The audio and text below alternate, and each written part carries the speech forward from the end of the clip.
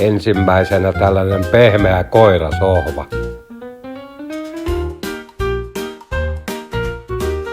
Seuraavana ruoka-alusta ja hieno kylpypyyhe. Koiran talutin ja avaimenperä. Lisäksi Kerttu sai tällaisen LED-kaulapannan. Hyvin menee ulkona. Tällaiset hiljaiset kynsileikkurit. LED-riipuksen. Nämä on toiset kynsileikkurit. Maton. Koirakakkapusseja.